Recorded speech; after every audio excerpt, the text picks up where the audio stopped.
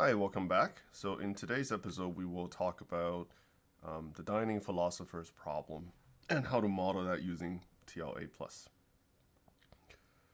So dining philosophers is a fairly, famous concurrent algorithm design problem, and then the problem is basically stated below, right? So you have n philosophers sitting in a circle or in a round table, and then in between each philosopher you have fork, chopstick, whatever your favorite utensil is.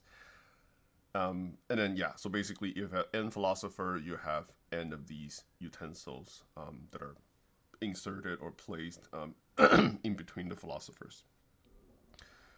The philosophers can do two things, right? They could either be thinking or they could be eating.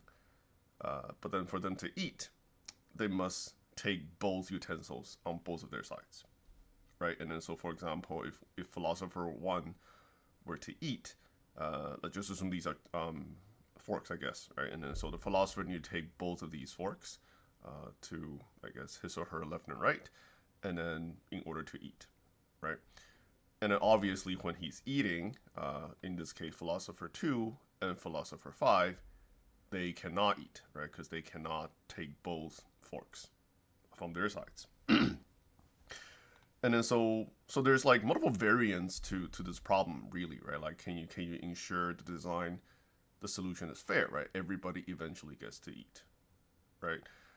But in this chapter, we're not gonna do anything elaborate. We're gonna do like a fairly simple solution where we guarantee somebody gets to eat. That's it, right? So yeah, actually, yeah, maybe I need to highlight the pathological case, right? So one possible failing scenario is when every philosopher takes the fork to their left, right? And then so in that case, then now everybody's stuck, right? Because they're not gonna put down the fork until they eat, but then they can't take the other fork because it's been taken by the philosopher to their right, right? And then so now the system is hung, right? So in this chapter, we're just gonna model this and with a simple solution of making sure somebody gets to eat. That's it. So from a design perspective, so you have n philosophers, and then they all behave similarly, right? They take one fork, they take another fork, so they have two forks now. They eat, and then they put away the forks, right? That really is it, right? And then but then now the synchronization aspect of it is you can assume the philosophers, they could, take forks at different times, at interleaving times, they could try to take them at the same time, and so on and so forth, right? And then so that is what we're trying to model and see if we could solve. So hopefully based on the problem description, I guess the state diagram is fairly obvious, right? And then so basically, for any given philosopher, you can either you would take a fork, right? You would take another fork, right? And then so we'll look at the definition of these functions later, but really these things must happen. There's a serial dependency, right? So you can only take the second fork if you already have the first fork. You can only eat when you have both forks. You can only put away the forks, after you have eaten, so on and so forth, right? And then so there's a implied, or not implied, there's a defined sequential dependency embedded inside these actions, which we'll take a look at later. But at the top level, this is what we're doing, right? Like we're basically declaring that, we're so the syntax here is there exists, a k between 0 to p minus 1, so p being the maximum number of philosophers we have. And then so this is a zero-based index, right? And then so you can actually implement this multiple ways, and I chose to use numbers here. And then there's a reason for that, right? And then so basically, well, we'll get to the solution later, but there's a reason why I chose numbers here instead of a set, for example. Yeah, but basically, you could imagine now, the possible scenarios, right?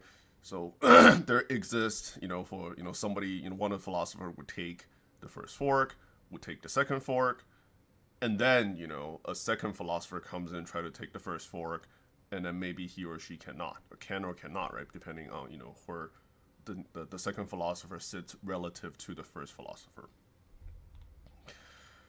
So now let's take a closer look at the actual, I guess, function definition. So here we're doing a fairly simple, this is actually deliberate, so I'm using first and second instead of left and right. And we'll, again, talk about the solution space later. But here, this is basically taking the first that's right.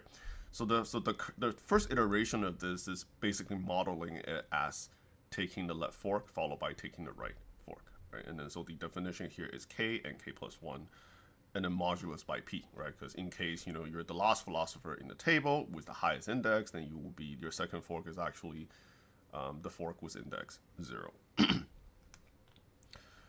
So with that, then our take first and take second function definition hopefully is fairly self-explanatory, right? So we can only take a fork if we haven't eaten, and also the fork is not taken, right? The fork is on the table still. To take the second fork, we must already taken the first fork, right? And then the second fork has not been taken, right? Then we can take the second fork as well. Similarly, to be able to eat, we must have both forks, right? Like we have already taken both forks, then we can eat. And then now we're done. To put away the forks, same thing, right? Like we must have been eaten already, then we put away the first fork, followed by we put away the second fork. So in this example, again, I'm not gonna maybe not worry too much about the safety property, because to me, what we're really trying to verify is the liveness property of the system. And as mentioned earlier, in this example, I'm not going to focus on, ensuring every philosopher gets to eat. I just want to make sure that somebody gets to eat eventually, right? So the system is not is not hung, so to speak. Okay, so let's take a look at the liveness example, right? And then so since the definition includes a eaten variable, so what we're verifying is there exists a k, right? One of the philosopher, right? You just need to be one. The single philosopher, at least one philosopher can eat and basically put away the forks, right? So somebody gets to eat, right? That really is what this is verifying, right? And maybe I should run this live, right? Just to sort of provide a case, right? So the definition or the spec as defined right now, if you run it, it will fail. Maybe not too surprisingly, because what we talked about a little earlier, right? So in my current spec, I have defined P of 3. So we have 3 philosophers. And then we want to guarantee that somebody always gets to eat.